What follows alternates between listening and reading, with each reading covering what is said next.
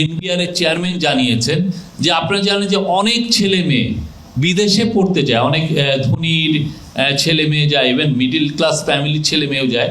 একটা কেসে দেখা যাচ্ছে যে ছেলের যে টিউশন ফি, একজন তার চিলড্রেনের টিউশন ফি পাঠিয়েছেন 400 কোটি টাকার উপরে, 400-500 কোটি টাকা।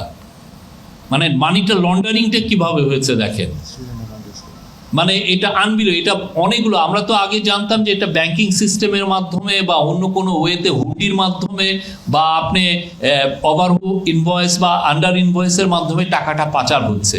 কিন্তু দেখা যাচ্ছে যে একটা আপনার ছেলে পড়তে যাচ্ছে, তার টিউশন ফি, আপনি যদি খুব টপ ইউনিভার্সিটিতেও পড়ান, আপনার বছরের টিউশন ফি কত লাগে? ঊর্ধ্বে 1 কোটি টাকা, এর বেশি তো লাগার কথা না। কিন্তু দেখা যাচ্ছে যে তার ইয়েতে 400-500 কোটি টাকা জাস্ট সেই টিউশন ফি পাঠিয়ে দিয়েছেন। এখানে 11টা কোম্পানিকে প্রথমে মার্ক নিয়ে কাজ হচ্ছে, বিকজ প্রথমে আইডেন্টিফাই করা হয়েছে 11টা কোম্পানি এবং ইন্ডিভিজুয়ালস। তার মধ্যে প্রথমেই আছেন শেখ হাসিনা এবং তার ফ্যামিলি। তাদের কোথায় কোথায় টাকা চলে গেছে তাদের বিষয়ে আজকে প্রোগ্রেস